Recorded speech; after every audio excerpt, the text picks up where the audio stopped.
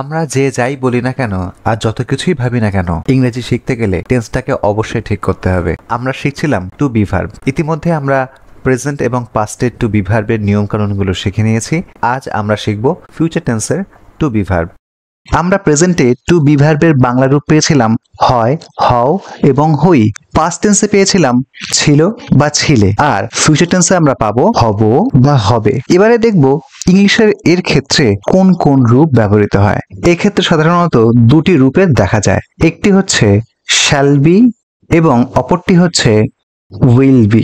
এরপরে তোমাদেরকে দেখানো হলো কার সঙ্গে শ্যাল বি এবং কার কার সঙ্গে উইল বি বসে। এক্ষেত্রে একটা সহজ কথা মনে রাখলে তোমাদের ভুল হবে না।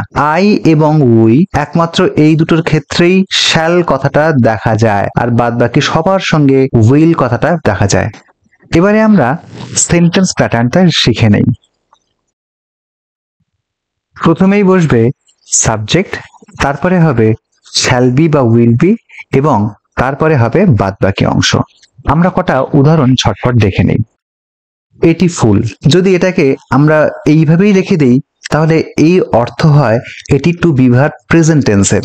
যদি একে পাস্ট টেন্স করতে চাই তাহলে এখানে আমাকে লিখতে হবে এটি ফুল ছিল, আর যদি ফিউচার টেন্স করতে চাই তাহলে হবে এটি ফুল হবে। তাহলে যেহেতু আমরা ফিউচার টেন্স শিখছি তাহলে আমি যোগ করে দিলাম হবে। এখন দেখবো এর লেখার নিয়মটা বা পদ্ধতিটা কি। প্রথমে লিখতে বলা হচ্ছে সাবজেক্ট, আর আমরা জানি সাবজেক্ট এখানে কে, এটি। এটি ইংরেজি কি ইট হয়, আর ইটের পরে শ্যাল উইল এর মধ্যে কোনটা বসবে? অবশ্যই বসবে উইল।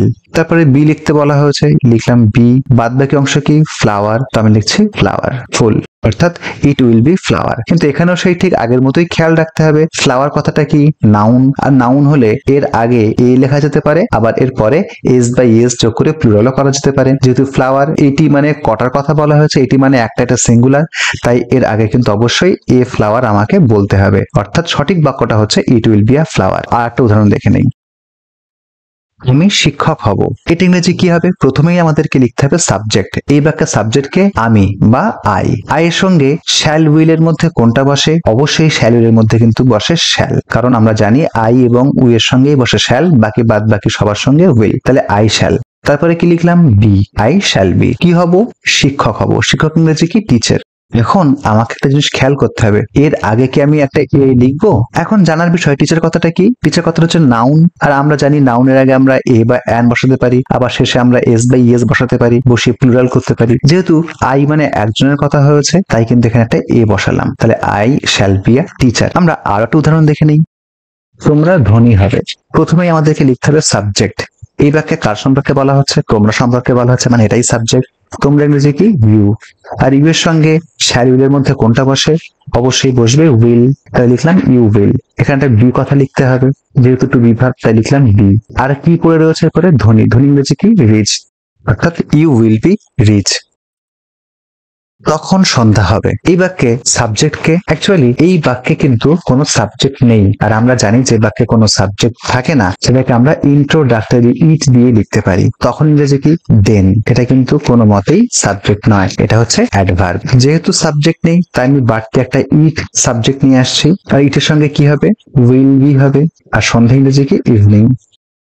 তাহলে আমরা কিন্তু আজকের এই ভিডিওটাতে খুব সুন্দরভাবে শিখে নিয়েছি প্রেজেন্ট, পাস্ট এবং ফিউচার টেন্সের টু বি ভার্ব গুলো কিভাবে লিখতে হবে। টু বি ভার্ব সম্পর্কে আমরা কটা বাড়তি তথ্য জেনে রেখে দেই।